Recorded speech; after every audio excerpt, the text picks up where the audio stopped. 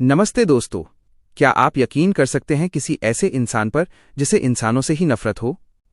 मिलिए अर्जुन से। उम्र सिर्फ 24 साल, एक मल्टीनेशनल कंपनी का मालिक और करोड़ों की संपत्ति का इकलौता वारिस। अर्जुन की लाइफ बाहर से जितनी आलीशान दिखती है, अंदर से उतनी ही खतरनाक है। धोखे और नफरत ने उसे ऐसा बना दिया है कि उसे अब किसी इंसान पर भरोसा नहीं रहा। उसकी जान लेने के लिए हर पल दुश्मन घात लगाए बैठे हैं, लेकिन उसे अपनी सुरक्षा के लिए भी किसी इंसान का साथ पसंद नहीं। पर कहानी में ट्विस्ट तब आता है जब एंट्री होती है ईशा की। ईशा, जिसकी उम्र सिर्फ 20 साल है, लेकिन मार्शल आर्ट्स में वो इतनी माहिर है कि बड़े से बड़े पहलवान उसके सामने पानी मांगते हैं। उसकी हर चाल बिजली जैसी तेज और सटीक है। अब सवाल ये उठता है कि आखिर ऐसी क्या मजबूरी थी जिसकी वजह से एक मार्शल आर्ट एक्सपर्ट ईशा को अर्जुन की बॉडीगार्ड बनना पड़ा? कैसे ईशा खुद को एक रोबोट की तरह पेश करती है ताकि अर्जुन उस पर भरोसा कर सके? और क्या होगा जब अर्जुन को पता चलेगा कि जिसे वो सिर्फ एक मशीन समझ रहा था, वो उसकी जान बचाने वाली एक निडर लड़की है? इन्हीं सवालों के जवाब मिलेंगे आपको मेरी इस कहानी में, जिसका नाम है my girlfriend is not a robot. इस रोमांचक सफर का हिस्सा बनने के लिए मेरे साथ जुड़े रहिए। चलिए शुरू करते हैं। चैप्टर 1, नफरत, खौफ और एक अधूरा सच। शहर की चमचमाती सड़कों पर एक ब्लैक लैम्बोर्गिनी बिजली की रफ्तार से दौड़ रही थी। स्टीयरिंग पर जमी उंगलियां और चेहरे पर बर्फीली शांति, ये हमारा हीरो अर्जुन था। 24 साल की उम्र में करोड़ों का साम्राज्य संभालने वाले अर्जुन के लिए जिंदगी कोई खेल नहीं, एक जंग थी। तभी कार के डैशबोर्ड पर फोन बज उठा। अर्जुन ने बिना नजरें हटाए कॉल रिसीव किया, जो सीधे कार के स्पीकर से कनेक्ट हो गया। हेलो, क्या हुआ? अर्जुन की आवाज में वही पुरानी भारीपन और रुतबा था। दूसरी तरफ से उसके इकलौते और सबसे करीबी दोस्त सूरज की उत्साहित आवाज आई। सूरज, जो एक जीनियस साइंटिस्ट था और अर्जुन की जिंदगी का इकलौता ऐसा इंसान जिस पर वो आंख मूंद कर भरोसा कर सकता था। अर्जुन भाई, तेरी सबसे बड़ी प्रॉब्लम सॉल्व हो गई। तू बॉडीगार्ड्स पर भरोसा नहीं कर सकता ना? तो मत कर। मैंने तेरे लिए एक ऐसा रोबोट तैयार किया है जो न थकेगा, न धोखा देगा और न ही कभी तुझे अकेला छोड़ेगा। मैंने उसे पूरी तरह फंक्शनल बना दिया है। तू बस एक बार आकर देख ले प्लीज। अर्जुन के चेहरे पर एक हल्की सी लकीर उभरी। उसने बिना कुछ कहे कॉल काटा और कार की रफ्तार बढ़ा दी। करीब 1 घंटे बाद उसकी कार शहर के सबसे हाईटेक इलाके में बनी एक विशाल लैब के सामने रुकी। ये लैब दुनिया भर में मशहूर थी और अर्जुन की कंपनी का ही एक हिस्सा थी। अर्जुन कार से बाहर निकला। 6 फुट 8 इंच का कद, चौड़े कंधे और शर्ट के अंदर साफ झलकते उसके परफेक्ट मसल्स। उसकी जॉलाइन इतनी शार्प थी कि किसी को भी घायल कर दे। उसके चेहरे पर हमेशा एक ऐसा गुरूर रहता था जो उसकी अमीरी और काबिलियत की गवाही देता था। जैसे ही अर्जुन लैब के मेन गेट पर पहुंचा, दरवाजा सेंसर की मदद से किसी जादुई गुफा की तरह खुला। अंदर कदम रखते ही सूरज भागता हुआ आया और अर्जुन को गले लगा लिया। भाई, तू आ गया। सूरज खुशी से झूम रहा था। जब से मैं साइंटिस्ट बना हूं, ये मेरा सबसे बड़ा प्रोजेक्ट है। मेरे साथ 50 बेहतरीन दिमागों ने दिन रात एक करके इस मास्टरपीस को बनाया है। अर्जुन ने सूरज को खुद से दूर धकेला और ठंडी निगाहों से घूरते हुए कहा, चिपकना बंद कर, दूर रहकर बात कर और मुझे वो दिखा जिसके लिए तूने मुझे यहां बुलाया है। सूरज ने मुस्कुराते हुए एक बड़े से कांच के चैम्बर की तरफ इशारा किया। वो चैम्बर एक अंडाकार ओवल शेप का था जिसके अंदर धुंध भरी हुई थी। जैसे जैसे धुंध कम हुई, अर्जुन की नजरें उस पर जम गईं। वहां एक रोबोट खड़ा था। उसका चेहरा एक महीन कपड़े से ढका हुआ था, लेकिन उसकी बनावट बिल्कुल इंसानी लग रही थी। पूरे शरीर पर सफेद रंग की धातु और छोटे छोटे स्टार्स बने थे जो लैब की रोशनी में चमक रहे थे। अर्जुन उस मशीन के करीब पहुंचा। उसे नहीं पता था कि इस मशीन के पीछे कोई और है।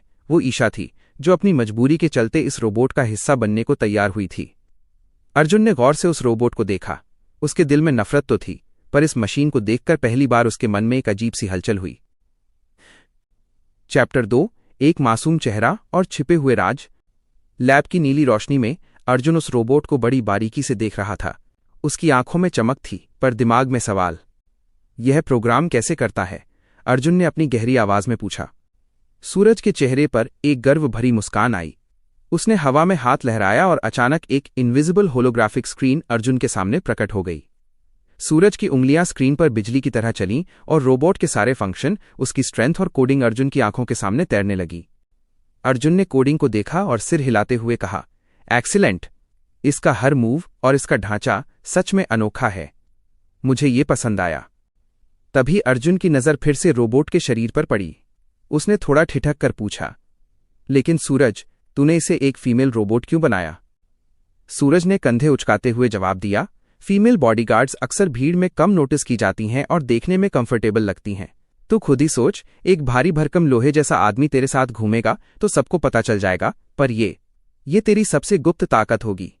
मुझे फर्क नहीं पड़ता, अर्जुन ने सपाट लहजे में कहा, पर तूने इसका चेहरा क्यों ढक रखा है?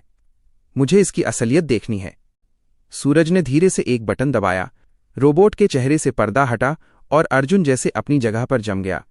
उसके सामने एक ऐसी सुंदरता थी जिसे लफ्जों में बयां करना मुश्किल था। बेहद गोरा रंग, छोटी और मासूम सी आंखें, एक नन्ही सी नाक और गुलाबी होंठ। वो किसी रोबोट से ज्यादा एक गुड़िया डॉल जैसी लग रही थी। उसके बाल माथे पर एक परफेक्ट लाइन में थे और कमर तक सीधे और रेशमी थे। अर्जुन, जो पत्थर दिल माना जाता था, उस चेहरे को देखकर एक पल के लिए अपनी धड़कन, हार्ट बीट मिस कर गया।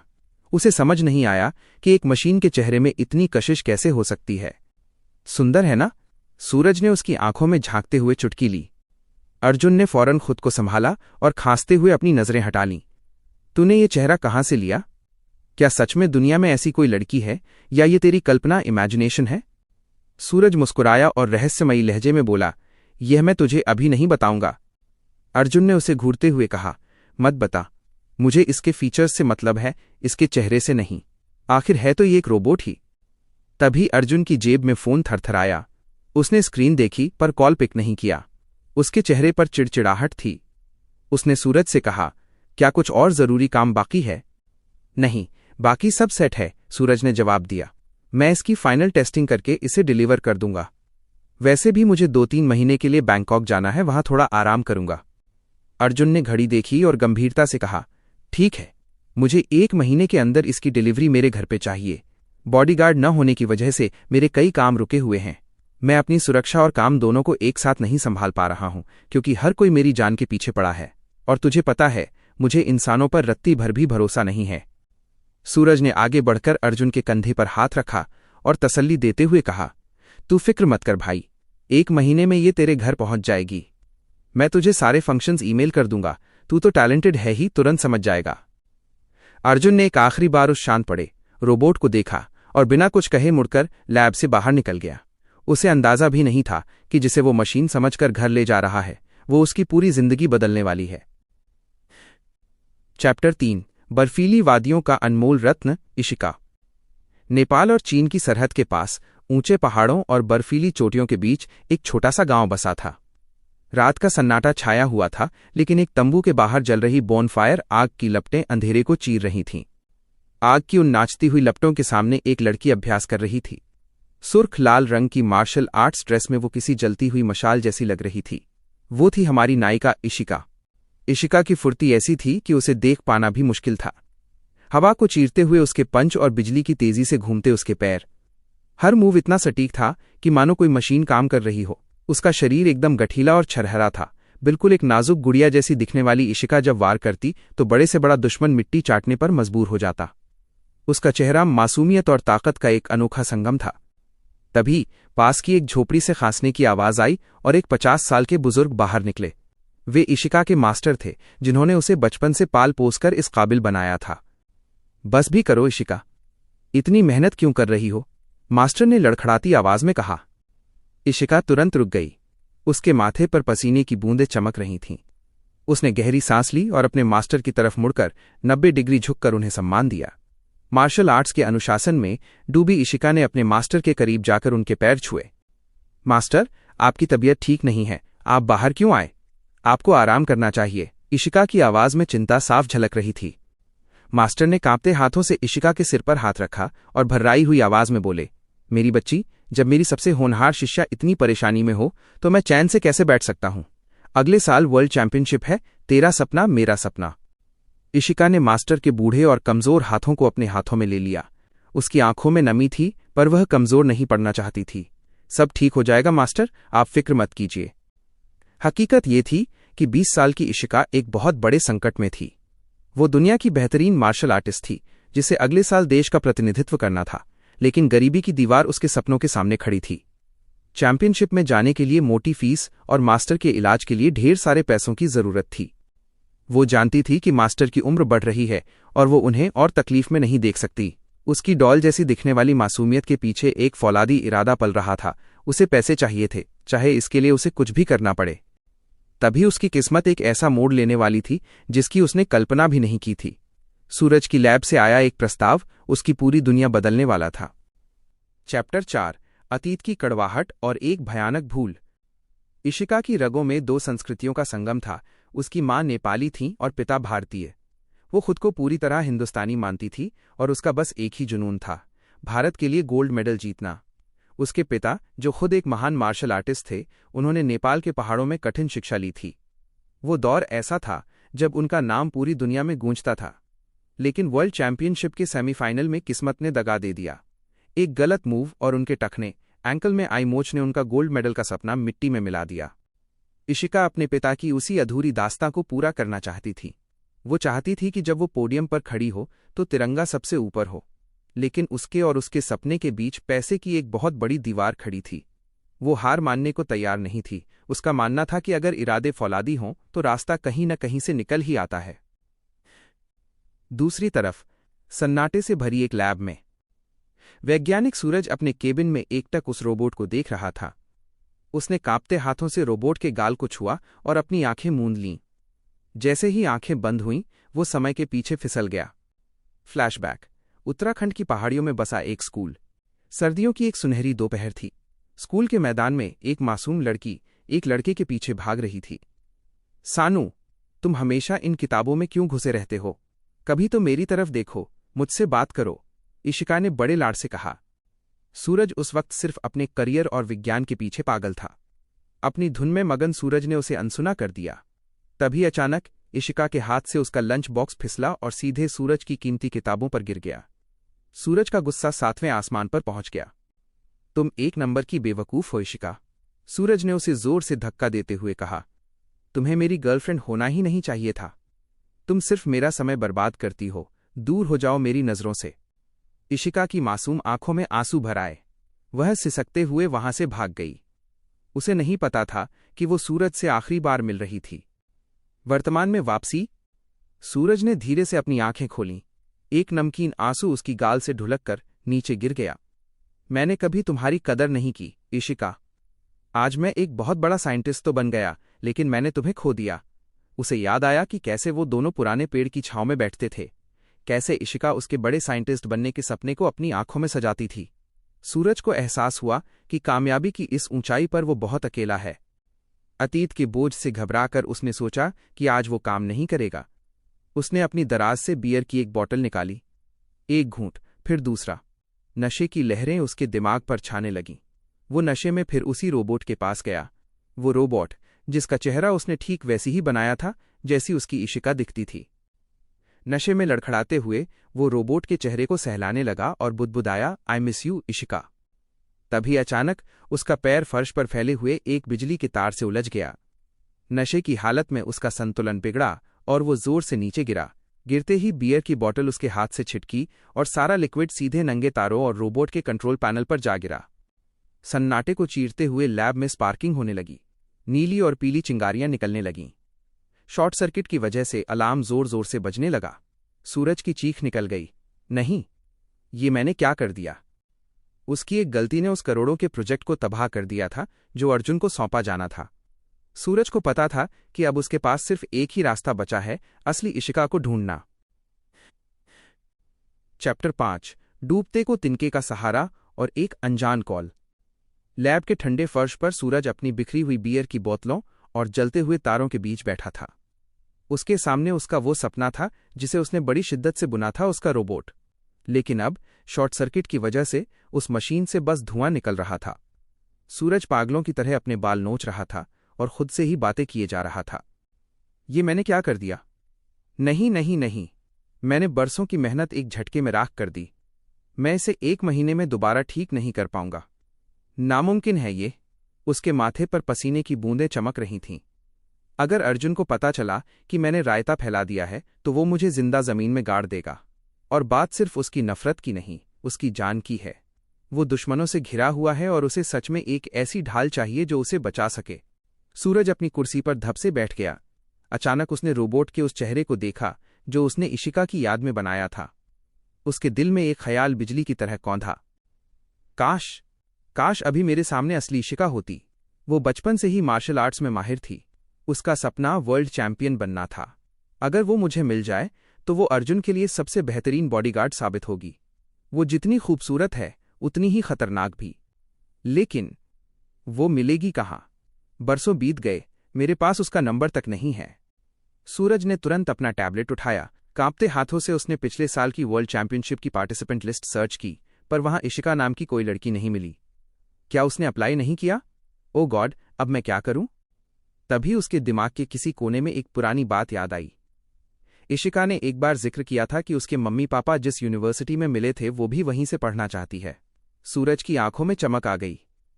हाँ, आंसू मामा यूनिवर्सिटी, अंसू मामा यूनिवर्सिटी। उसने फौरन गूगल पर यूनिवर्सिटी सर्च की और वहां के एडमिनिस्ट्रेशन का नंबर निकाला। धड़कते दिल के साथ उसने कॉल लगाया। हेलो, क्या मैं आपकी यूनिवर्सिटी की स्टूडेंट इशिका का नंबर ले सकता हूं? शायद वो 3rd ईयर में होगी, सूरज ने हड़बड़ाते हुए पूछा। दूसरी तरफ से एक सख्त आवाज आई। सॉरी सर, हम किसी भी स्टूडेंट की पर्सनल इन्फॉर्मेशन ऐसे शेयर नहीं कर सकते। ये प्राइवेसी के खिलाफ है। सूरज ने एक लंबी और गहरी सांस ली। उसे अपनी पहचान बतानी ही पड़ी। सुनिए, मैं सूरज हूं, इंटरनेशनल रोबोटिक्स साइंटिस्ट। मैं आपको अपनी आईडी और क्रेडेंशियल्स ईमेल कर रहा हूं। ये एक नेशनल सिक्योरिटी और बहुत बड़े प्रोजेक्ट का मामला है। प्लीज मेरी मदद कीजिए। सूरज की पहचान और ओहदे का असर हुआ। कुछ मिनटों बाद उसके फोन की स्क्रीन पर एक नंबर फ्लैश हुआ। सूरज की उंगलियां उस नंबर को डायल करने में कांप रही थीं। उसने सालों पहले उस लड़की का दिल तोड़ा था। क्या वो उसे पहचान पाएगी? क्या वो उसकी बात सुनेगी? डर और उम्मीद के बीच उसने कॉल बटन दबा दिया। घंटी जा रही थी। टू टू टू टू। सूरज की सांसें थमी हुई थीं। 2 बार कॉल कट गया, पर उसने हार नहीं मानी। तीसरी बार में कॉल पिक हुआ। सन्नाटे को चीरती हुई एक बेहद मीठी, सुरीली और मासूम आवाज गूंजी। हेलो, कौन बोल रहा है? सूरज का दिल मानो सीने से बाहर आने को तैयार था। वो आवाज, वही पुरानी कशिश, वही सादगी। सूरज के मुंह से शब्द नहीं निकल रहे थे, बस उसकी आंखों से एक आंसू टपक गया। चैप्टर 6, समझौता, सजावट और एक नया वजूद। नेपाल की एक छोटी सी पुरानी और शांत कैफे में सूरज अपनी मेज पर बैठा घबरा रहा था। सालों पहले जिस लड़की का दिल उसने बेरहमी से तोड़ा था, आज वो उसी के सामने बैठने वाली थी। तभी इशिका ने कैफे में कदम रखा। उसने गुलाबी रंग का फ्रॉक पहना था, जिसमें वो किसी परी जैसी लग रही थी। उसकी खूबसूरती आज भी वैसी ही थी, पर उसकी आंखों में अब सूरज के लिए सिर्फ नफरत और कड़वाहट थी। सूरज का गला सूख रहा था। इशिका ने कुर्सी खींची और तीखी आवाज में कहा, तुम्हारी हिम्मत कैसे हुई मुझे फोन करने की, और अब यहां बुलाकर चुप क्यों हो? बोलो, क्या काम है? तुम जैसे मतलबी लोग बिना काम के तो याद करते नहीं। सूरज ने अपनी थूक निगली और धीरे से पूरी बात बतानी शुरू की। इशिका, मैं एक बहुत बड़ा साइंटिस्ट बन चुका हूं। मेरा एक दोस्त है, अर्जुन सिंह। वो अरबों की कंपनी का मालिक है, पर उसकी जान को खतरा है। उसे इंसानों पर भरोसा नहीं है, इसलिए मैंने उसके लिए एक हाईटेक रोबोट बनाया था, पर एक हादसे में उसका सिस्टम जल गया। मुझे उसे ठीक करने में 1 साल लगेगा, और तब तक अर्जुन को सुरक्षा चाहिए। मैं चाहता हूं कि तुम 1 साल के लिए रोबोट बनकर उसके साथ रहो। इशिका की आंखें फटी की फटी रह गईं। वो जोर से चिल्लाई, क्या? तुम्हारा दिमाग तो ठीक है? तुम चाहते हो कि मैं एक पत्थर दिल इंसान की बॉडीगार्ड बनूं, वो भी झूठ बोलकर? अगर उसे पता चला तो वो मुझे जिंदा नहीं छोड़ेगा। मैं ऐसा कोई काम नहीं करूंगी। सूरज ने तुरंत इशिका का हाथ थाम लिया। प्लीज इशिका, मुझे पता है तुम्हें पैसों की जरूरत है, तुम्हारे मास्टर का इलाज और तुम्हारा वर्ल्ड चैंपियन बनने का सपना। मैं तुम्हें मुंह मांगी रकम दूंगा। बस 1 साल, उसके बाद तुम आजाद हो। इशिका रुकी। उसके दिमाग में मास्टर का चेहरा और गोल्ड मेडल की चमक घूमने लगी। उसे पैसों की सख्त जरूरत थी। उसने गहरी सांस ली और कहा, ठीक है, मैं अपनी शर्तों पर पैसे लूंगी और तुम्हें देने पड़ेंगे। सूरज ने राहत की सांस ली और खुशी में उसे गले लगाने के लिए बढ़ा, पर जैसे ही उसने हाथ आगे बढ़ाए, इशिका ने उसे इतनी जोर से धक्का दिया कि सूरज दीवार से जा टकराया। उसकी हड्डियों से कड़क की आवाज आई। धीरे भी तो धक्का दे सकती थी, सूरज दर्द से कराहते हुए बोला। इशिका ने अपने बाल झटके और ठंडे लहजे में कहा, ये मैंने बहुत धीरे किया था। आइंदा मेरे करीब आने की कोशिश मत करना, समझ गए? अब चलो यहां से। उसी शाम इशिका ने अपने मास्टर से झूठ बोला कि उसे एक बड़ी कंपनी में 1 साल की ट्रेनिंग के लिए बाहर जाना है, जहां से उसे बहुत पैसे मिलेंगे। मास्टर ने खुशी खुशी उसे आशीर्वाद दिया। इशिका ने अपना छोटा सा बैग पैक किया और एयरपोर्ट पहुंची, जहां सूरज का प्राइवेट प्लेन खड़ा था। प्लेन में बैठते ही इशिका ने पूछा, क्या तुम्हारा दोस्त इतना बेवकूफ़ है कि उसे इंसान और मशीन में फ़र्क समझ नहीं आएगा? सूरज ने मुस्कुराते हुए कहा, उसने तुम्हारी तस्वीर रोबोट के रूप में देख ली है। मैं तुम्हारे शरीर पर ऐसी डिवाइस और चिप्स लगा दूंगा कि कोई भी सेंसर तुम्हें इंसान नहीं पकड़ पाएगा। 1 घंटे में मुंबई पहुंचने के बाद सूरज उसे अपनी सीक्रेट लैब ले गया। वहां उसने इशिका की पीठ पर एक छोटी सी इलेक्ट्रॉनिक चिप लगाई, जो उसके शरीर के तापमान को कंट्रोल कर सकती थी। फिर उसने इशिका को एक खास लिक्विड दिया, जिसे पूरे शरीर पर लगाने से त्वचा मशीन जैसी चमकने लगी। इशिका को सफेद रंग का एक सुंदर वन पीस पहनाया गया। एक प्रोफेशनल हेयर स्टाइलिस्ट ने उसके बालों को काटकर बिल्कुल सीधा, स्ट्रेट और एक लाइन में कर दिया, जैसा कि उस रोबोट की फोटो में था। पूरी रात इशिका ने रोबोट की तरह चलने, बात करने और हिलने डुलने की प्रैक्टिस की। उसकी आंखों में अब कोई इमोशन नहीं था, सिर्फ एक मकसद था।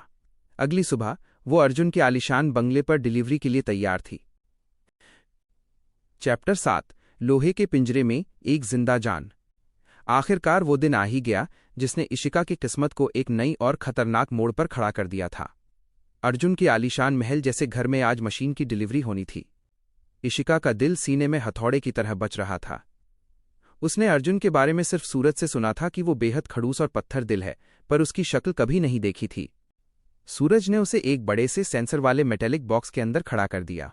याद रखना इशिका, तुम्हारी जरा सी भूल हम दोनों की जान ले सकती है। तुम्हें बस एक मशीन बनकर रहना है, सूरज ने आखिरी बार चेतावनी दी। बॉक्स के अंदर अंधेरा था। जैसे ही कंटेनर गाड़ी में लोड हुआ, इशिका ने अपनी आंखें बंद कर लीं।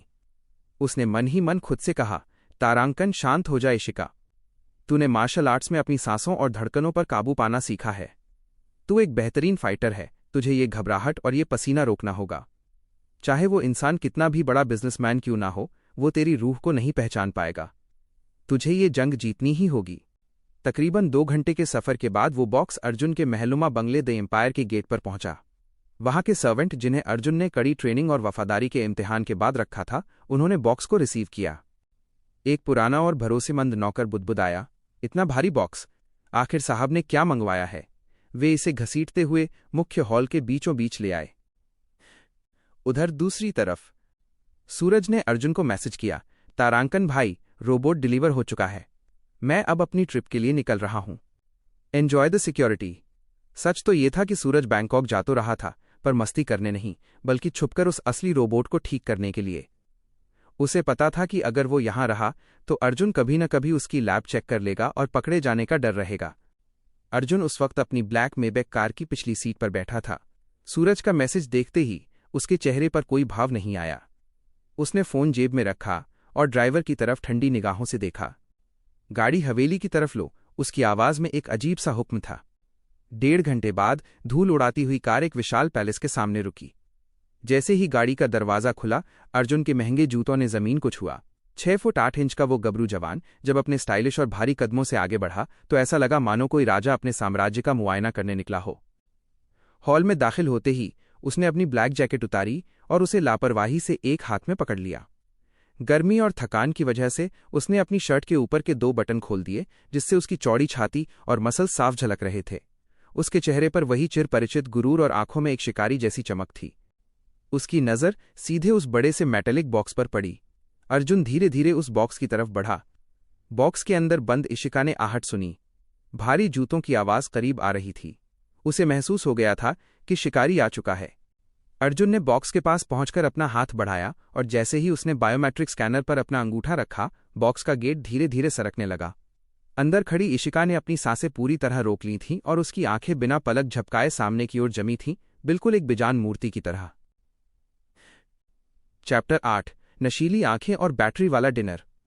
अर्जुन ने अपनी शर्ट के ऊपर के 2 बटन खोल दिए थे। काम के बोझ से उसकी गर्दन में थोड़ी अकड़न थी, जिसे वो गर्दन घुमाकर ठीक कर रहा था। वहां खड़ी मेड्स नौकरानियां, जिन्हें ट्रेनिंग दी गई थी कि पत्थर की मूरत बनकर रहना है, अर्जुन को देखकर अपनी भावनाओं पर काबू नहीं पा रही थीं। आखिर हो भी क्यों ना। अर्जुन सिर्फ अमीर नहीं था, वो देश का मोस्ट एलिजिबल बैचलर और सबसे हैंडसम इंसान था। उसकी हर हरकत में एक मर्दाना आकर्षण था।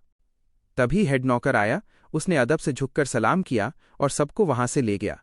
अर्जुन को किसी की परवाह नहीं थी। उसकी बेचैनी तो उस लकड़ी के बड़े बॉक्स को लेकर थी। वो सीधा उस पार्सल की तरफ बढ़ा।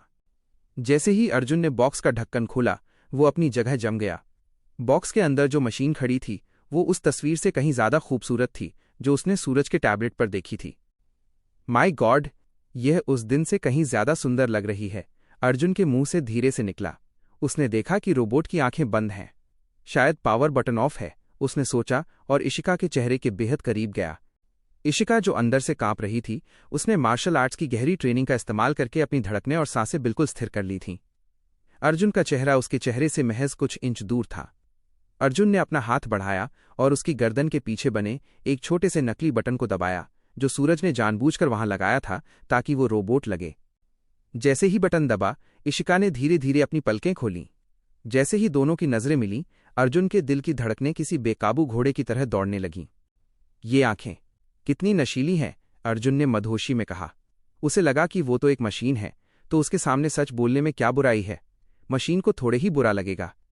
इशिका ने जब ये सुना तो उसका मन किया कि वही पटक कर इसे 4 मुक्के मार दे। उसने मन ही मन सोचा, तारांकन, बड़ा आया तारीफ करने वाला। तुझे क्या पता कि ये आंखें नशीली नहीं, गुस्से से लाल हो रही हैं। और ये मशीन नहीं, साक्षात काल खड़ी है तेरे सामने। अर्जुन ने खुद को संभाला और भारी आवाज में हुक्म दिया, क्या तुम मुझे जानती हो? इशिका ने अपनी पुतलियों को एक रोबोटिक अंदाज में घुमाया और सपाट आवाज में कहा, जी सर, आप मेरे बॉस हैं। आपका नाम अर्जुन सिंह है। आप मेरे सिस्टम और प्रोग्रामिंग में पूरी तरह अपडेटेड हैं। अर्जुन मुस्कुराया, अच्छा, तो फिर मेरे बारे में और क्या जानती हो?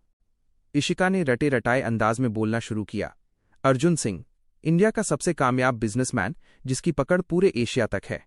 बिजनेस की दुनिया में आपके साथ पार्टनर बनना ही सर्वाइव करने का इकलौता तरीका है। और आप अभी तक सिंगल हैं।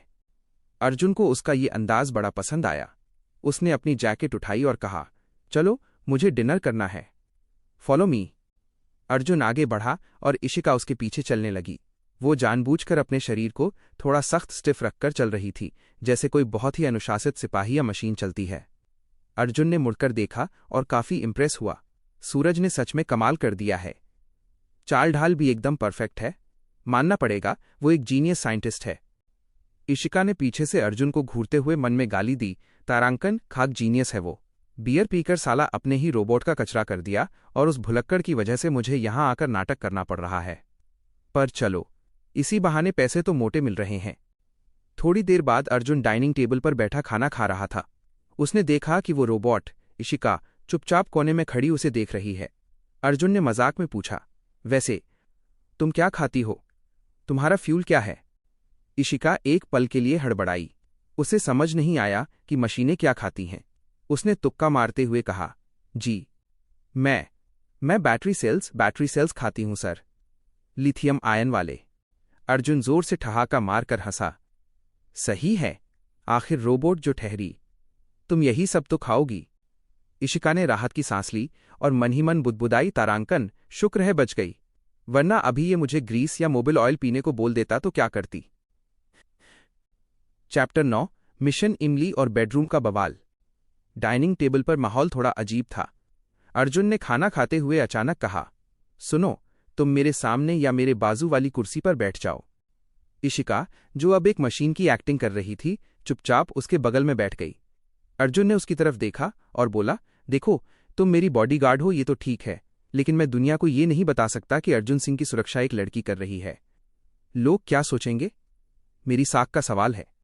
ये सुनते ही इशिका का पारा 7वें आसमान पर पहुंच गया। उसने टेबल के नीचे अपनी मुट्ठी इतनी जोर से भींची कि उसके नाखून उसकी हथेली में धंस गए। मन ही मन वो दहाड़ी, तारांकन, अबे ओ ओल्ड फैशन इंसान, लड़की क्या नहीं कर सकती। अभी एक हाथ घुमा के मारूंगी ना तो बत्ती सी बाहर आ जाएगी और ये साख वाक सब नाली में बह जाएगी। कंट्रोल इशिका, कंट्रोल, वरना पैसे हाथ से निकल जाएंगे। अर्जुन ने आगे कहा, हाँ, मैं तुम्हें अपनी पर्सनल असिस्टेंट बनाकर रखूंगा। ये सही रहेगा। वैसे तुम्हारा नाम क्या है? सूरज ने बताया नहीं। इशिका सकपका गई। उसे याद आया कि सूरज ने उसे कोई रोबोटिक नाम तो दिया ही नहीं था। उसने इधर उधर देखा और अचानक उसे कुछ याद आया। सर, आप मुझे इमली बुला सकते हैं। अर्जुन ने उसे ऐसे देखा जैसे उसने कोई एलियन देख लिया हो। इमली? ये कैसा अजीब नाम है। किसी रोबोट का नाम एलेक्सा या सिरी होता है, इमली नहीं। इशिका ने तुरंत झूठ गढ़ा। सर, जिस मशीन से मेरे पार्ट्स बने हैं वो पहले एक कटर मशीन थी जो इमली के पेड़ काटती थी। मेरी मेमोरी के एक छोटे से हिस्से में वो डेटा रह गया है। अर्जुन ने अपना सिर खुजलाया। अजीब लॉजिक है, पर ठीक है। आज से तुम्हारा नाम इमली हुआ। इमली, तुम अब से मेरी असिस्टेंट हो। तुम्हें ऑफिस का काम तो नहीं करना, बस दिखावे के लिए कुछ बुक्स पढ़ लेना। असल काम तो मेरा प्रोटेक्शन ही है। इशिका ने रोबोटिक आवाज में कहा। जी सर, मुझे अपडेट होने में 1 हफ्ता लगेगा, तब तक मैं बुक्स पढ़कर फॉर्मेलिटी पूरी कर लूंगी। अंदर ही अंदर उसे जोरों की भूख लग रही थी। उसने सोचा, तारांकन, हाय रे किस्मत, रोबोट के चक्कर में कहीं भूखी ही न मर जाऊं। ये खड़ूस तो खा रहा है, मेरा क्या।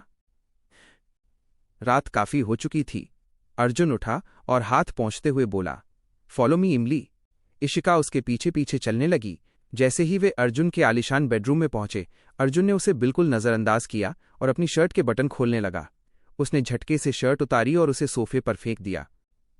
इशिका की नजर जैसे ही अर्जुन के 6 पैक एब्स और उसकी गठीली बॉडी पर पड़ी, उसकी सिट्टी पिट्टी गुम हो गई। अर्जुन का शरीर किसी यूनानी देवता की तरह तराशा हुआ था। इशिका को अपने शरीर में एक अजीब सी गर्मी महसूस होने लगी। वो मन ही मन बुदबुदाई, तारांकन, हे भगवान, ये बंदा इतना हॉट और सेक्सी कैसे हो सकता है। वो 6 पैक, वो मसल्स, मुझे पसीना क्यों आ रहा है। रुक जा इशिका, तू रोबोट है, तुझे कुछ फील नहीं होना चाहिए। अर्जुन अपनी अलमारी से कपड़े निकालकर वॉशरूम की तरफ चला गया। उसके जाते ही इशिका ने एक लंबी और ठंडी सांस ली। शुक्र है ये चला गया, वरना मेरा सिस्टम सच में क्रैश हो जाता। इतना हैंडसम बंदा मैंने आज तक नहीं देखा। वो बेड पर थोड़ा रिलैक्स होकर बैठ गई, लेकिन उसकी शांति ज्यादा देर तक नहीं टिकी। कुछ ही देर बाद वॉशरूम का दरवाजा खुला और अर्जुन बाहर निकला। वो सिर्फ एक छोटे अंडरवियर बॉक्सर्स में था। उसके गीले बालों से पानी की बूंदें टपक कर उसकी छाती और एब्स पर फिसल रही थीं। वो तौलिए से अपने बाल झाड़ रहा था। इशिका की नजर उस पर पड़ी और उसकी आंखें फटी की फटी रह गईं। उसने तुरंत अपनी नजरें घुमा लीं और दीवार को ऐसे देखने लगी जैसे वहां कोई बहुत जरूरी फिल्म चल रही हो। तभी अर्जुन की नजर बेड पर बैठी इमली पर पड़ी। उसे अचानक एहसास हुआ कि भले ही वो रोबोट है, पर दिखती तो लड़की जैसी ही है। उसने तुरंत तौलिए से अपना शरीर ढकने की कोशिश की और हड़बड़ाते हुए बोला, ओह, मैं तो भूल ही गया था कि तुम यहां हो। इशिका ने रोबोटिक अंदाज में सीधा देखते हुए कहा, सर, मेरे सेंसर्स को आपके कपड़ों से कोई लेना देना नहीं है। मैं सिर्फ खतरों को स्कैन कर रही हूं। अंदर ही अंदर इशिका ने अपनी आंखें बंद कर लीं और सोचा, तारांकन, कैसा स्कैन? यहां तो मेरा खुद का दिल खतरे में है। ये खड़ूस मुझे पागल करके छोड़ेगा। चैप्टर 10। आधी रात की दावत और सुबह का सिस्टम हैंग। अर्जुन बेड पर लेटा तो था, पर उसकी नजरें बार बार इमली पर जा रही थीं। सूरज ने उसे बनाया ही इतना कमाल का था कि यकीन करना मुश्किल था कि वो हाड़ मांस की लड़की नहीं, बल्कि तारों और चिप से बनी मशीन है। अर्जुन ने झेपते हुए कहा, सुनो इमली, तुम बाजू वाले रूम में जाओ और खुद को शटडाउन या चार्जिंग पर लगा लो। मुझे नींद आ रही है। इमली, इशिका जाने लगी, तभी अर्जुन ने पीछे से टोका, रुको, तुम चार्ज कैसे होती हो?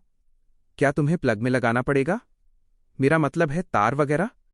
इशिका ने मन ही मन सोचा, तार तेरे दिमाग में लगा दूंगी खड़ूस। बाहर से उसने सपाट आवाज में कहा, नहीं सर, मेरा चार्जर मेरे रूम में है, मैं खुद को कनेक्ट कर लूंगी। अर्जुन ने चैन की सांस ली। ठीक है, मैंने तुम्हारा सारा सामान वहां शिफ्ट करवा दिया है, अब जाओ। जैसे ही इमली बाहर निकली, अर्जुन ने तकिए में सिर घुसा लिया। शुक्र है गई, वरना एक खूबसूरत लड़की के सामने ऐसे अंडरवियर में लेटे रहना। मेरा तो सिस्टम ही हैंग हो रहा था। आधी रात का सन्नाटा।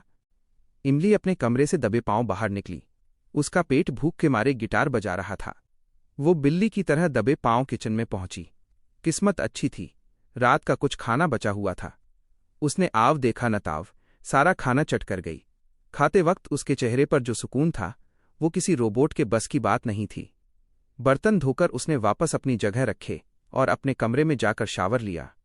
फ्रेश होने के बाद वो बेड पर बैठी ही थी कि उसके हाथ पर लगी डिवाइस बीप बीप करने लगी। स्क्रीन पर सूरज का चेहरा चमका। सब ठीक है न इशिका? सूरज ने दबी आवाज में पूछा। हाँ, अभी तक तो ठीक है, पर मुझे एक लड़की होने के नाते थोड़ी प्राइवेसी और मदद चाहिए। यहां हर वक्त मशीन बने रहना मुश्किल है, इशिका ने फुसफुसाते हुए कहा। सूरज मुस्कुराया, फिक्र मत कर, इस घर का हेडमेड, मुख्य नौकर, मेरा ही आदमी है। जब भी तुझे खाना चाहिए हो या कोई मदद, अपनी कलाई पर लगे बटन को 3 बार दबाना।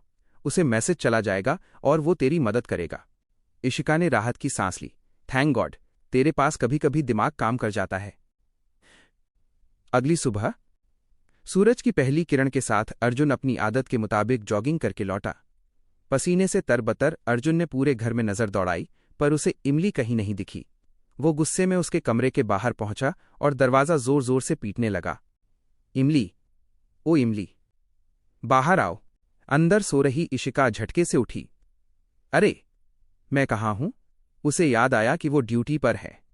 उसने जल्दी से अपने बाल ठीक किए और दरवाजा खोला। अर्जुन ने उसे घूरते हुए कहा, तुम दरवाजा अंदर से लॉक करके क्यों सोई थी? रोबोट्स को डर लगता है क्या? इशिका ने तुरंत अपना रोबोटिक मोड ऑन किया और कहा, सर, मेरे प्रोग्रामर ने मुझे सेफ्टी मोड में रखा है। एक लड़की का दरवाजा खुला रखकर सोना असुरक्षित है। मेरे फीचर्स एक लड़की जैसे हैं। मैं शर्माती भी हूं और चूंकि मैं इतनी ब्यूटीफुल हूं तो कोई भी लड़का मेरी तरफ अट्रैक्ट हो सकता है। इसलिए प्राइवेसी जरूरी है।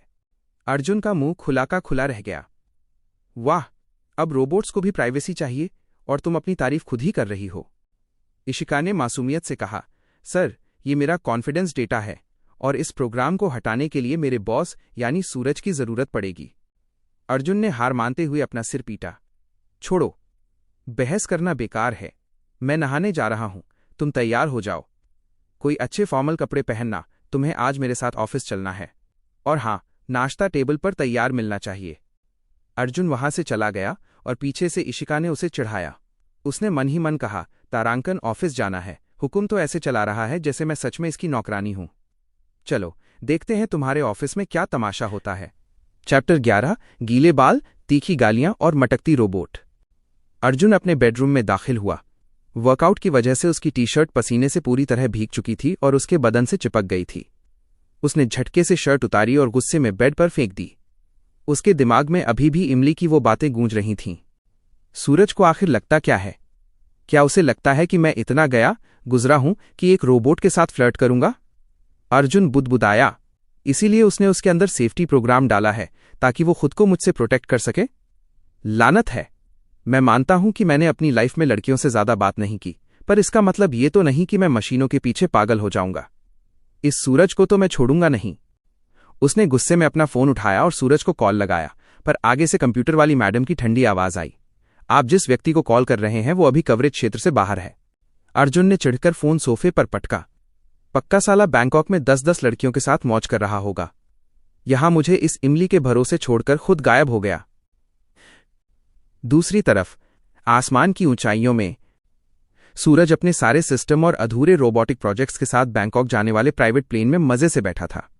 अचानक उसकी जीभ उसके अपने ही दांतों के नीचे आकर दब गई। आह! ओए मां! सूरज जोर से चिल्लाया। उसकी आंखों में पानी आ गया। उसने अपनी जीभ पकड़ी और बोला, पक्का किसी ने मुझे बहुत गंदी गाली दी है। तभी मेरी जीभ कट गई।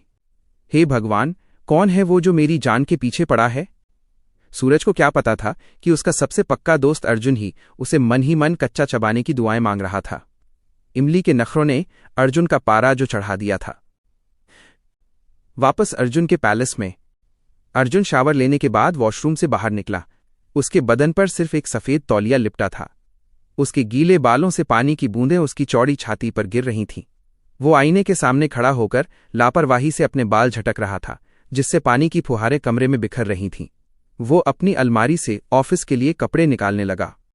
वहीं दूसरी ओर अपने कमरे में इशिका ने राहत की लंबी सांस ली। उसने जल्दी से दरवाजा लॉक किया और अलमारी खोलकर अपनी फॉर्मल ड्रेस निकाली। उसे पता था कि एक रोबोट को तैयार होने में घंटों नहीं लगते, इसलिए उसने सुपर फास्ट मोड ऑन किया। 10 मिनट के अंदर उसने शावर लिया, अपने बालों को एकदम सीधा स्ट्रेट किया और एक professional black and white formal suit पहना। तैयार होकर उसने आईने में खुद को देखा। उसके चेहरे पर वो रोबोटिक सख्ती तो थी, पर आंखों में वही पुरानी नटखट इशिका छिपी थी। वो अपनी चाल को रोबोटिक बनाने की कोशिश कर रही थी, पर कमरे से निकलते वक्त उसका असली अंदाज बाहर आ ही गया। वो अपनी कमर मटकाते हुए बड़े नखरे से हॉल की तरफ बढ़ी। तभी उसे अपने खड़ूस बॉस का हुक्म याद आया, नाश्ता तैयार मिलना चाहिए। अरे बाप रे, ब्रेकफास्ट! वो हड़बड़ाकर नीचे की तरफ दौड़ी। जैसे ही वो डाइनिंग एरिया में पहुंची, वहां खड़े नौकर उसे फटी आंखों से देखने लगे। घर में एक ऐसी लड़की को घूमते देखना जो कल तक एक बॉक्स में बंद थी, सबके लिए अजूबा था। इशिका ने सबको नजरअंदाज किया और मन ही मन सोचा, तारांकन, चलो देखते हैं आज किचन में क्या माल बना है। अर्जुन को खिलाने के बहाने मैं भी थोड़ा हाथ साफ कर लूंगी। चैप्टर 12 किलर स्माइल, तीखी नजरें और एम्पायर में एंट्री। पूरे पैलेस में कानाफूसी शुरू हो गई थी। नौकर एक दूसरे को कोहनियां मार रहे थे, क्योंकि जिस अर्जुन सिंह को लड़कियों के नाम से ही इलेक्ट्रिक शॉक लगता था, आज उनके घर के किचन में एक बेहद खूबसूरत लड़की घूम रही थी।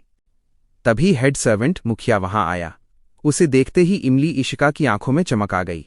वो जानती थी कि यही वो शख्स है जो उसकी मदद करेगा। हेड सर्वेंट थोड़ा घबराया हुआ था। उसने दबी आवाज में कहा, मैम आइए, मैं आपको किचन दिखाता हूं। जैसे ही वे अंदर पहुंचे, उसने इमली के कान में फुसफुसाकर कहा, मैम प्लीज, यहां दीवारों के भी कान हैं, आप सबके सामने ऐसे बातें नहीं कर सकती। अर्जुन सर के बॉडीगार्ड्स और स्टाफ बहुत चौकन्ने हैं। इमली ने मुस्कुराकर सिर हिलाया। उसने देखा कि शेफ ने नाश्ते में पोहा, उबली हुई सब्जियां और जूस रखा था। इशिका का मन तो आलू के पराठे खाने का था, पर मजबूरी में उसने फटाफट वो नाश्ता खत्म किया। जाते जाते उसने शेफ से कहा, इसमें थोड़ा नींबू और डालिएगा, टेस्ट बढ़ जाएगा। शेफ उसे देखते रह गए कि ये रोबोट है या कोई फूड ब्लॉगर। तभी हॉल में भारी जूतों की आहट गूंजी, इनटू टप टप टप। पीछे मुड़कर देखा तो हमारा हैंडसम हीरो अर्जुन चला आ रहा था। उसने नेवी ब्लू रंग का एक बहुत ही महंगा सूट पहना था। सबने उसे गुड मॉर्निंग कहा। अर्जुन ने एक नज़र इमली पर डाली और कहा, गुड मॉर्निंग। फिर उसने स्टाफ की तरफ इशारा करते हुए ऐलान किया, ये मेरी पर्सनल असिस्टेंट है, आज से ये मेरे साथ ही रहेगी। ब्रेकफास्ट टेबल पर अर्जुन बैठ गया। शेफ जब उसके लिए प्लेट लेकर आया तो अर्जुन ने इमली की तरफ देखा और पूछा, क्या तुमने चेक किया कि खाना मेरी पसंद का है? इमली ने अपना फिल्मी टैलेंट दिखाया। उसने अपना हाथ उठाकर ओके का इशारा किया, मुस्कुराई और अर्जुन को एक कातिलाना आंख विंक मार दी। अर्जुन को ऐसा महसूस हुआ जैसे उसके दिल के आर पार किसी ने फूलों वाला तीर मार दिया हो। वो अचानक अपने दिल को पकड़कर बैठ गया। उसकी धड़कनें बेकाबू हो रही थीं। इमली, जो मार्शल आर्टिस्ट थी, को लगा कि शायद उसे हार्ट अटैक आ रहा है। वो तुरंत उसके ऊपर झुक गई और उसका दिल चेक करने लगी। सर, क्या आप ठीक हैं? इमली का चेहरा अर्जुन के चेहरे के इतना करीब था कि अर्जुन उसकी आंखों की गहराई में डूबने लगा। उसकी मखमली त्वचा और मासूम चेहरा देखकर अर्जुन का दिमाग चकरा गया। उसने झटके से खुद को पीछे किया और कुर्सी खिसका ली। अर्जुन, क्या कर रहा है तू? उसने खुद को डांटा। ये एक रोबोट है। क्या तू इतना पागल हो गया है कि तुझे एक मशीन पर क्रश हो रहा है? मुझे लगता है मुझे किसी डॉक्टर से मिलना चाहिए, वरना लोग कहेंगे कि अर्जुन सिंह को एक रोबोट से प्यार हो गया है। उसने इमली से कहा, थोड़ा दूर होकर बात करो, और ये आंख मारना और मुस्कुराना तुम्हें किसने सिखाया? इमली ने झट से रोबोटिक अंदाज में कहा, सर, ये मेरे लेटेस्ट अपडेट का हिस्सा है ताकि मैं इंसानी असिस्टेंट की तरह लगूं। ब्रेकफास्ट खत्म करके अर्जुन खड़ा हुआ। क्या तुम पूरी तरह चार्ज्ड हो? इमली ने कहा, फुल पावर सर। चलिए। अर्जुन ने अपना भारी लैपटॉप बैग इमली को थमा दिया। इमली ने बैग पकड़ा और मन ही मन बुदबुदाई, तारांकन लो, अब असिस्टेंट के नाम पर गधी की तरह बोझ भी ढोना पड़ेगा, खड़ूस कहीं का। जैसे ही वे बाहर आए, अर्जुन ने खुद कार का गेट खोला और ड्राइविंग सीट पर बैठ गया। इमली उसके बगल वाली सीट पर बैठ गई। पूरी राह अर्जुन अपने टैबलेट पर काम करता रहा और इमली खिड़की के बाहर देखती रही। उसकी सांसें इतनी स्थिर थीं कि कोई नहीं कह सकता था कि वो एक जीती जागती लड़की है। करीब 1 घंटे बाद कार एक आलीशान कांच की बिल्डिंग के सामने रुकी। RJ multinational residency. जैसे ही अर्जुन बाहर निकला, उसके पीछे पीछे इमली भी हाथ में फाइलें लेकर चलने लगीं। उसके लहराते बाल और वो प्रोफेशनल लुक। ऑफिस में कदम रखते ही सन्नाटा छा गया। सारे स्टाफ की निगाहें इमली पर टिक गईं। ऑफिस की लड़कियां आपस में फुसफुसाने लगीं, ये कौन है? क्या ये सर की गर्लफ्रेंड है?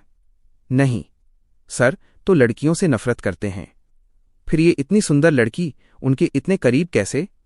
कई लड़कियां तो अपना दिल पकड़कर बैठ गईं क्योंकि अर्जुन उनका ड्रीम हस्बैंड था। अर्जुन को इन सब बातों से कोई फर्क नहीं पड़ रहा था। वो अपने रौबदार अंदाज में आगे बढ़ रहा था और उसके ठीक पीछे इमली अपने मार्शल आर्ट्स वाले सधे हुए कदमों से चल रही थी। चैप्टर दोपहर के 1:32। वॉ फ्लोर और कांच का साम्राज्य। अर्जुन अपनी निजी पर्सनल लिफ्ट के सामने आकर खड़ा हो गया। यह लिफ्ट सिर्फ अर्जुन के इस्तेमाल के लिए थी, जहां किसी और को कदम रखने की इजाजत नहीं थी। जैसे ही बायोमेट्रिक सेंसर ने अर्जुन को पहचाना, लिफ्ट के सुनहरे दरवाजे किसी राजमहल के द्वार की तरह खुले। अंदर का नज़ारा देखकर इमली इशिका की आंखें फटी की फटी रह गईं। वो लिफ्ट कम एक आलीशान छोटा कमरा ज्यादा लग रहा था। चारों तरफ मखमली दीवारें और छत पर लगा छोटा सा झूमर लिफ्ट की भव्यता बढ़ा रहा था। अर्जुन अंदर बढ़ा और उसके पीछे पीछे इमली भी दाखिल हुई। इमली मन ही मन चहक रही थी, तारांकन बाप रे, ये बिल्डिंग है या जन्नत। हर चीज इतनी चमक रही है कि मेरी आंखों में चकाचौंध हो रही है। चाम चाम, चमकीला, इतना बड़ा और लग्जरी लिफ्ट तो मैंने फिल्मों में भी नहीं देखा। तभी लिफ्ट शुरू हुई। उसकी रफ्तार इतनी सुपरफास्ट थी कि एक पल के लिए इमली का सिर चकरा गया और उसका जी मिचलाने लगा। उसे ऐसा लगा जैसे उसका कलेजा मुंह को आ जाएगा, पर उसने तुरंत खुद को संभाला, अपने पैरों को मजबूती से जमाया और अपने मार्शल आर्ट्स वाले अनुशासन से अपनी घबराहट को पी लिया। वो बेजान रोबोट की तरह सीधी खड़ी रही।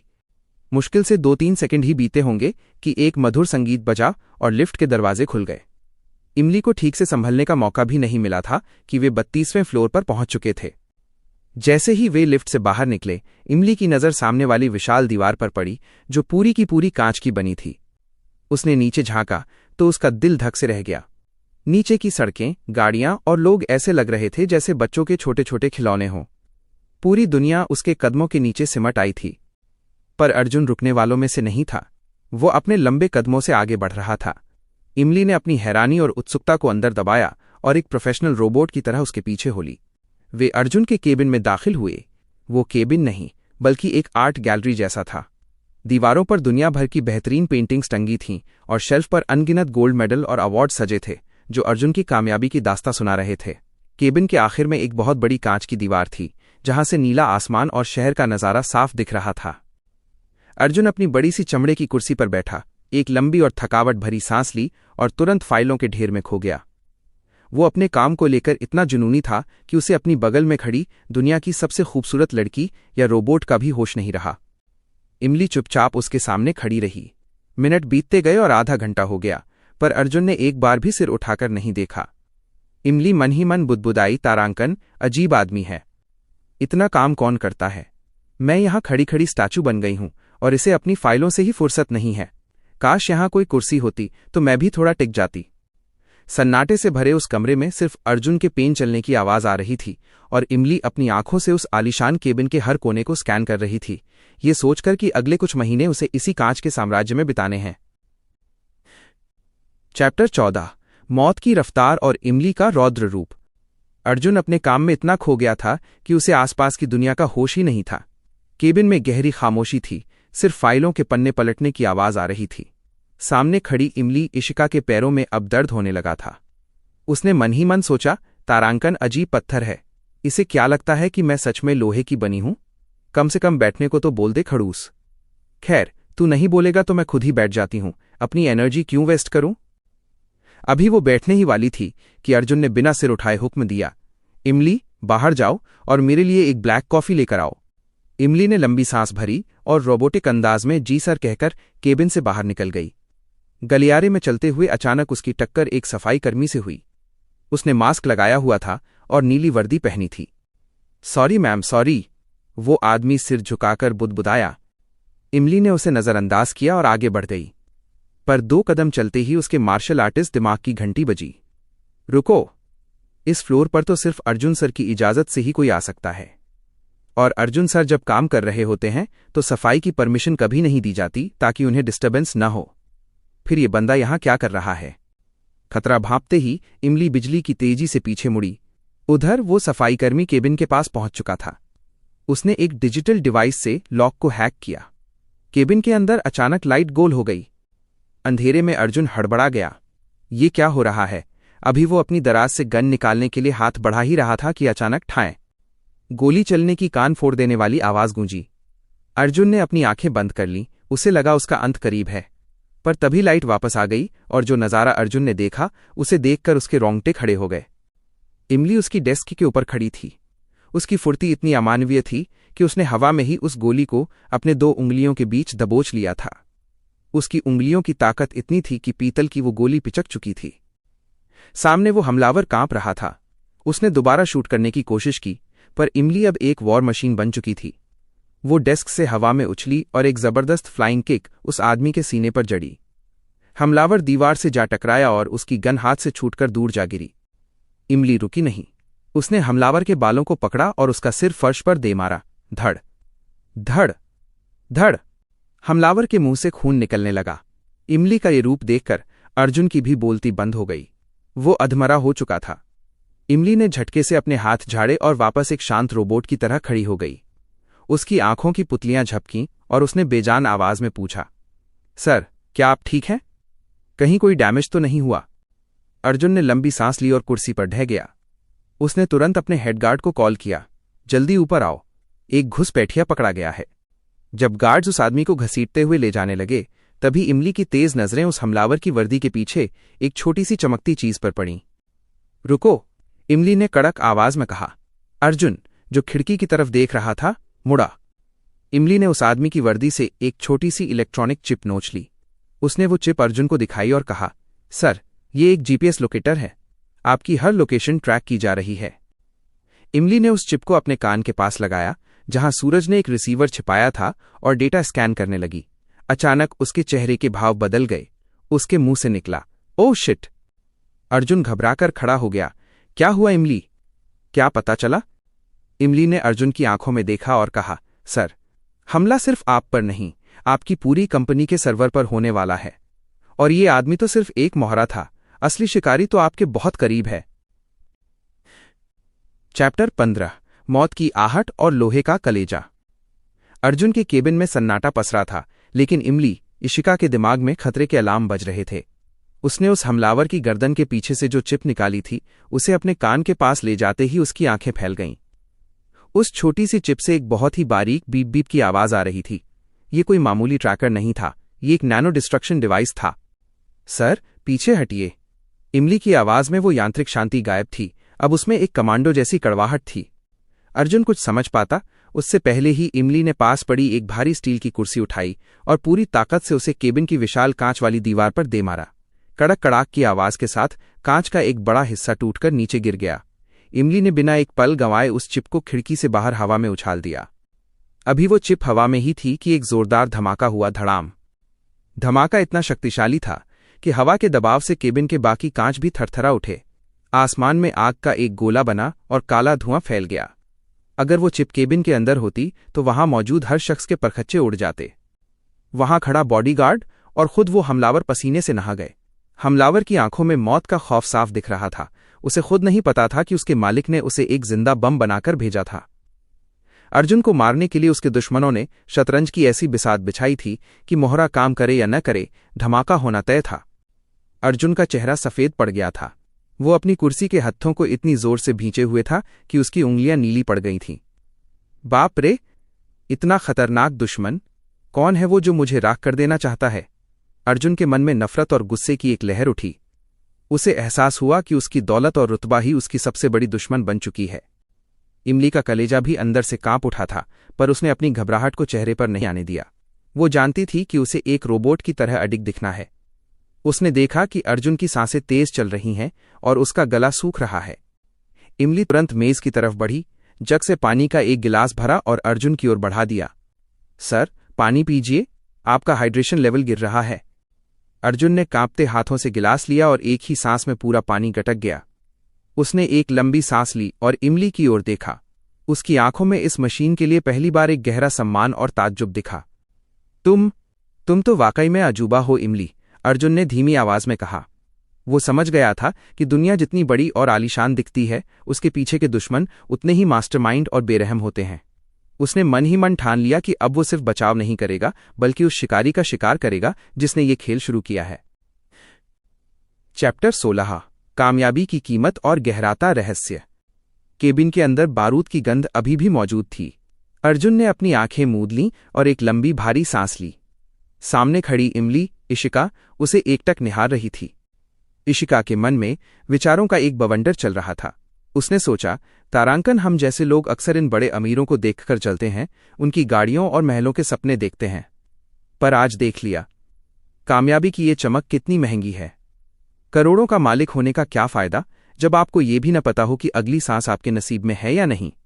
ये लोग सोने के बिस्तर पर तो लेटते हैं, पर सुकून की नींद इनके पास नहीं होती। उसने अर्जुन के चेहरे को गौर से देखा। इतने बड़े धमाके और मौत को करीब से देखने के बाद भी उसके चेहरे पर कोई शिकन नहीं थी।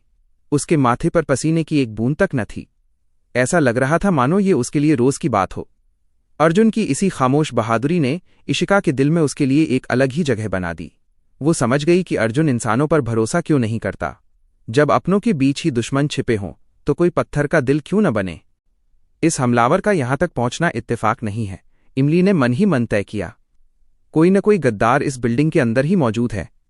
अर्जुन को बचाने का जिम्मा मेरा है और अब मैं अपनी मार्शल आर्ट्स की ट्रेनिंग और दिमाग से उस असली चेहरे को बेनकाब करके रहूंगी। तभी केबिन का दरवाजा धड़ाम से खुला। अर्जुन का वफादार असिस्टेंट हेमंत अंदर भागा चला आया। वो बुरी तरह हाँफ रहा था। उसके चेहरे पर खौफ साफ दिख रहा था। सर, आप ठीक तो हैं? हेमंत ने चिल्लाकर पूछा। उसकी हालत इतनी खराब थी कि वो बोल भी नहीं पा रहा था। अर्जुन ने बिना हिले डुले ठंडी आवाज में कहा, मैं ठीक हूं हेमंत, इतना घबराने की जरूरत नहीं है। हेमंत ने अपनी छाती पर हाथ रखते हुए कहा, सर, मैंने धमाके की आवाज सुनी और ऊपर आने की कोशिश की, पर किसी ने बिल्डिंग की पर्सनल लिफ्ट का सिस्टम ही हैक करके उसे जाम कर दिया था। मैं पागलों की तरह 32 फ्लोर सीढ़ियां चढ़कर आ रहा हूं। मुझे लगा कहीं। अर्जुन की आंखें हेमंत की बात सुनकर और भी गहरी हो गईं। लिफ्ट का खराब होना कोई तकनीकी गड़बड़ नहीं थी। ये एक सोची समझी साजिश थी ताकि अर्जुन को केबिन में कैद किया जा सके और बाहर से कोई मदद न पहुंच पाए। इमली ने अपनी तेज नजरों से हेमंत को ऊपर से नीचे तक स्कैन किया। क्या वो सच में वफादार था या ये सब उसकी चाल थी?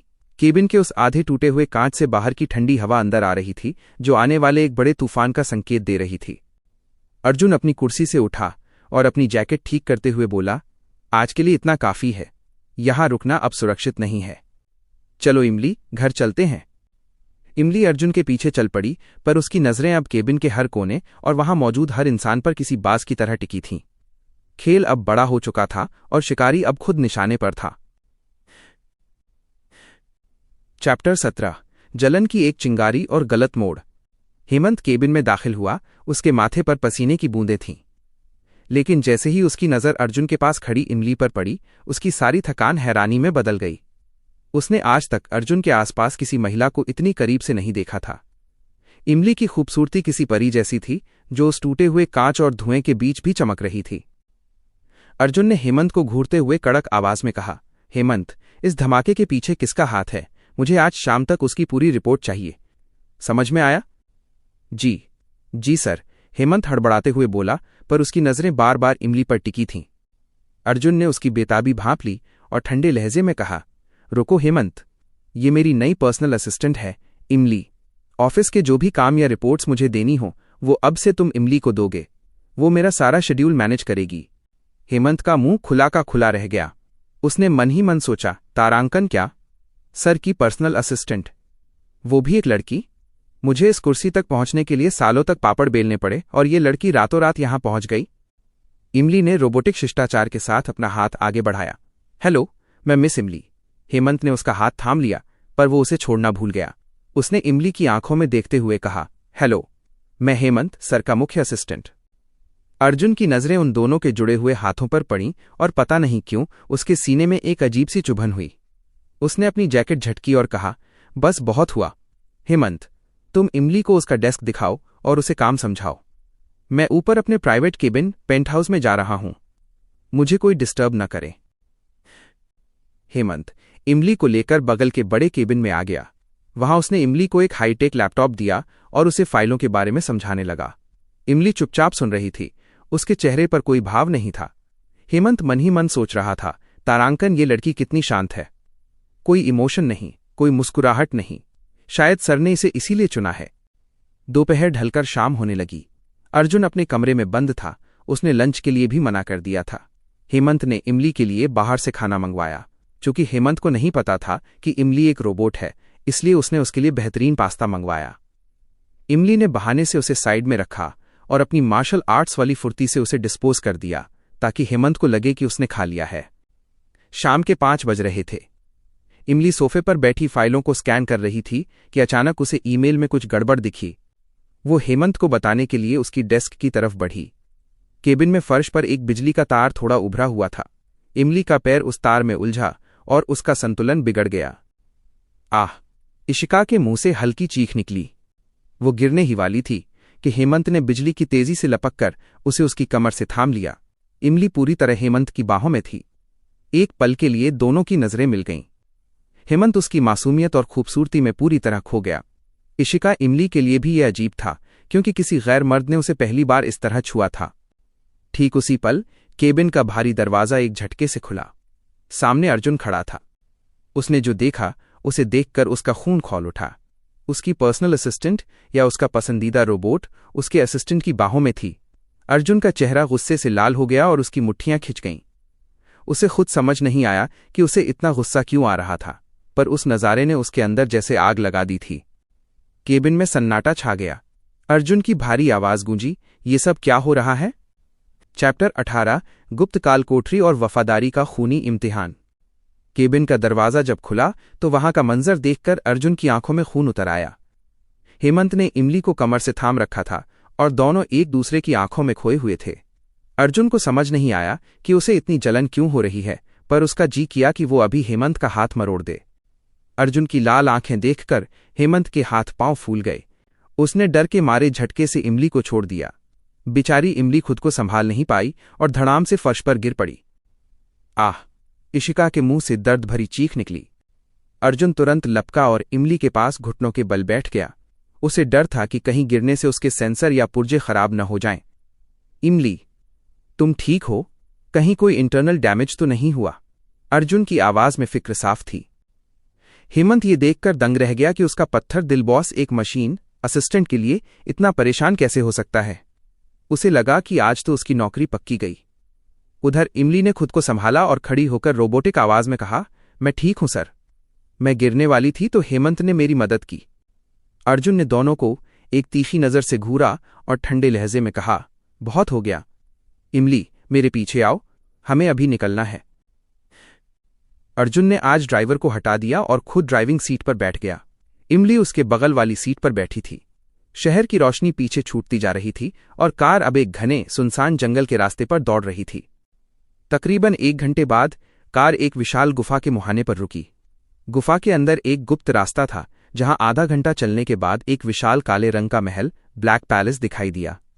ये अर्जुन का सेफ हाउस था, जहां वो अपने दुश्मनों को सजा देता था। अर्जुन तेज कदमों से सीढ़ियों के नीचे बने एक तहखाने की तरफ बढ़ा। इमली उसके पीछे थी। जैसे जैसे वे नीचे जा रहे थे, सिसकने और कराहने की आवाजें तेज होने लगीं। तहखाने का मंजर खौफनाक था। वहां कई लोग जंजीरों में जकड़े हुए थे। इशिका का दिल दहल गया, पर उसने चेहरे पर रोबोटिक शांति बनाए रखी। सामने वही हमलावर लटका हुआ था जिसने ऑफिस में हमला किया था। उसका शरीर खून से लथपथ था। अर्जुन एक शाही कुर्सी पर बैठ गया और कड़क आवाज में पूछा, अब बताओ, तुम्हें किसने भेजा था? वो आदमी पागलों की तरह हंसने लगा। मैं मर जाऊंगा अर्जुन सिंह, पर अपने मालिक का नाम नहीं बताऊंगा। उसने तुम्हें मारने के लिए मेरे शरीर में बम फिट किया था। उसे मेरी परवाह नहीं थी, पर मुझे अपनी वफादारी प्यारी है। अर्जुन ने इशारा किया और उसे बिजली के झटके दिए गए। वो आदमी दर्द से तड़पा, चिल्लाया, पर उसके मुंह से नाम नहीं निकला। अंत में करंट के तेज झटके और चोटों की वजह से उसकी मौत हो गई। अर्जुन झुंझलाकर खड़ा हो गया। लानत है, ये तो मर गया, पर कुछ बताया नहीं। इसके आका ने इसे बहुत अच्छे से तैयार किया था। तभी इमली इशिका ने अपनी बुद्धिमानी का परिचय दिया। उसने लाश को गौर से देखा और कहा, सर, मुझे नहीं लगता कि यह सिर्फ वफादारी थी। इसकी आंखों में वफादारी से ज्यादा मजबूरी थी। शायद उस मास्टरमाइंड ने इसकी फैमिली या किसी करीबी को बंधक बना रखा होगा, इसीलिए इसने मरना चुना पर जुबान नहीं खोली। अर्जुन रुक गया। उसने मुड़कर इमली को देखा। तुम सही कह रही हो इमली। मैंने इस एंगल से सोचा ही नहीं था। वह कातिल इसे डराकर काम करवा रहा था। अर्जुन का गुस्सा अब ठंडे दिमाग की प्लानिंग में बदल चुका था। वो इमली को लेकर बाहर निकला और वापस अपनी हवेली की तरफ बढ़ गया। उसे एहसास हो गया था कि उसका दुश्मन बहुत ही शातिर है और अब उसे अपनी सुरक्षा के साथ साथ इस राज को भी बेनकाब करना होगा। इसमें अर्जुन 19 चैप्टर 10 का मायाजाल और एक नया सफर।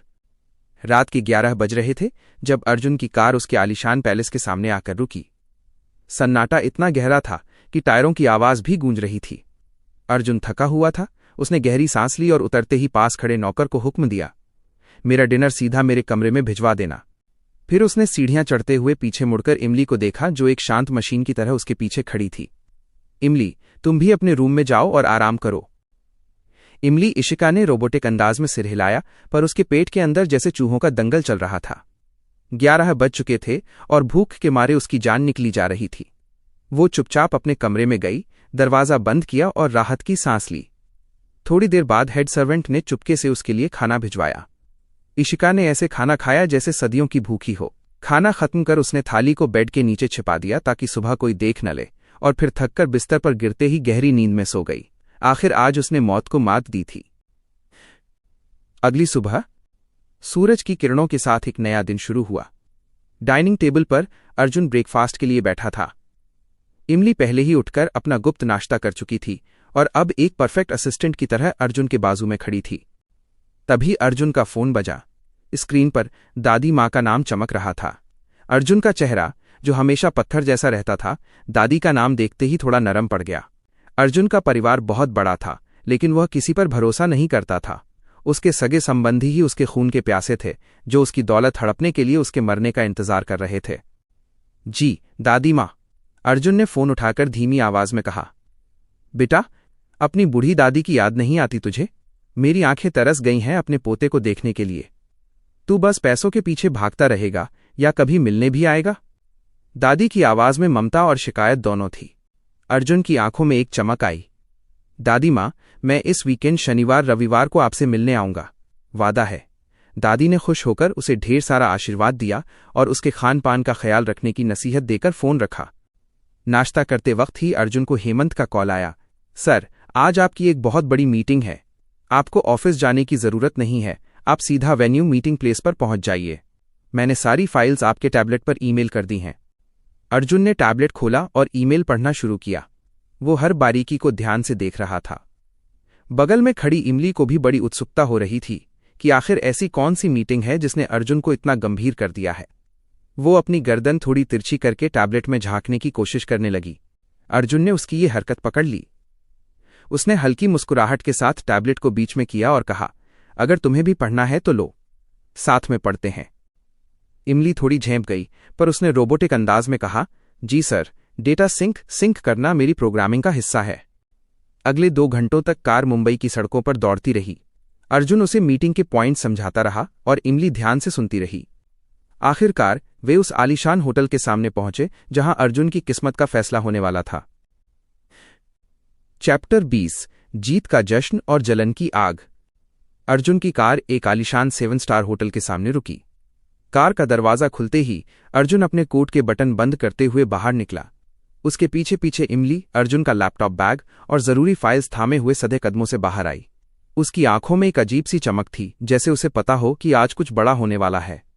वे होटल के सबसे ऊपरी फ्लोर पर बने कॉन्फ्रेंस हॉल की तरफ बढ़े। वहां का माहौल काफी तनावपूर्ण था।